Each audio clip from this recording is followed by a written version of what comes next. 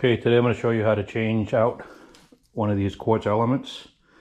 These are found in a lot of toasters. This one's particularly a Belleco, but you'll find them on the Holman, Star. This toaster over here, this Star also has it. It has them. There are a couple on the bottom and usually a couple on the top. So what happens most of the time is they'll crack. You can see inside there. Probably not. I'm just gonna have to see with the camera. But they tend to crack. Sometimes they crack quite a bit and they'll actually bow inside of there. The one-way change is on the top because it's got a slight crack in the back. First thing you gotta do is you gotta take off both sides because you have access to both sides.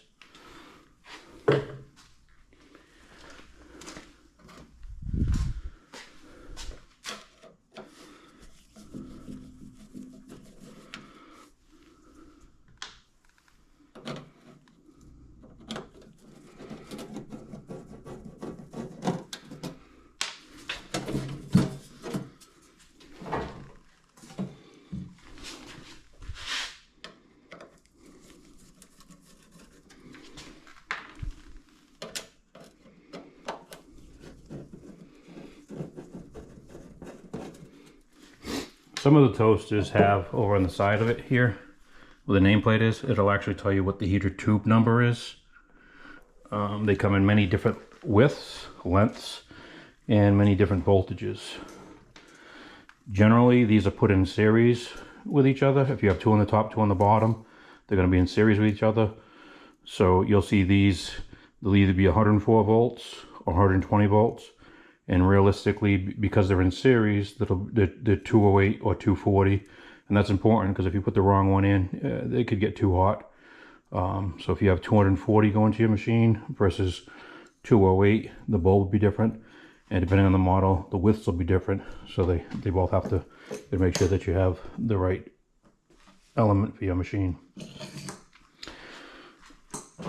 So basically, we're changing this rear one here.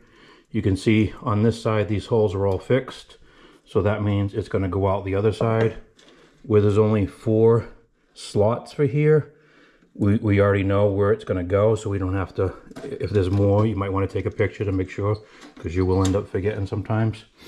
So you just push this in, pull the wire out, and you go around this other side.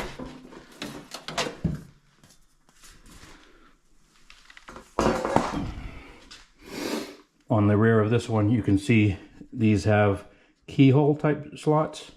What you want to do is you take a 5/16 nut driver or a flathead and just loosen this a little bit.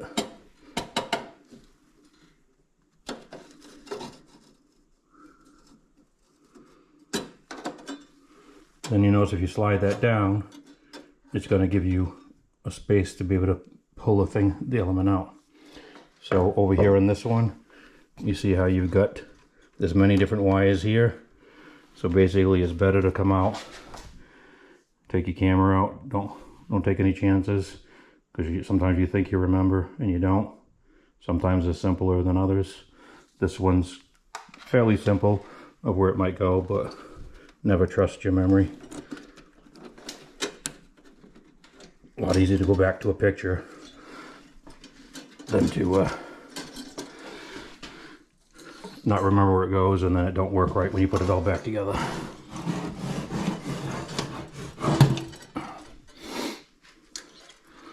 So then you carefully just guide this out.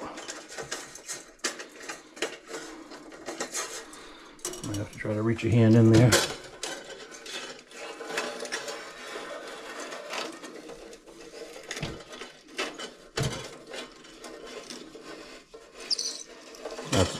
That's the crack on the end I was concerned about. A little bit of heat bouncing around. This is actually in the shop, so going back to the customer's place in a car, that could crack further and end up shorting out to the side of the machine. So you take the new one. So if you see Some of them are between the belt inside there. This one's fairly easy to poke through because I can poke it through and then guide the wire through with my hand. If they're in there, you could either take a stiff wire and push it all the way through and then tape it to this one and help guide it through. Or you can take some type of tube. Some people put tubes through there, smaller. They shove this wire through the tube and then they just drag the whole thing out. The other thing you want to make sure of is that you put them, see there's many holes there. You want to make sure you put them back in the same hole. You might want to take a picture of that too prior. This one's self-explanatory.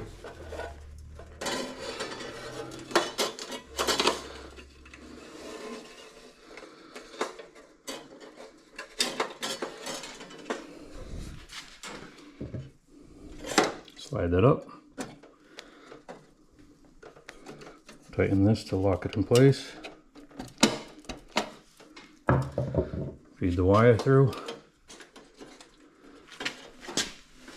And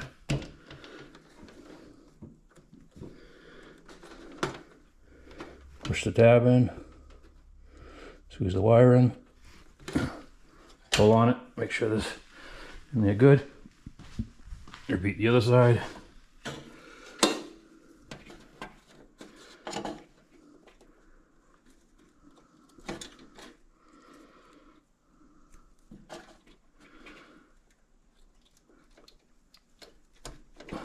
Pull on it, and you're done. Saved yourself a couple $100 hiring somebody to come put your element in,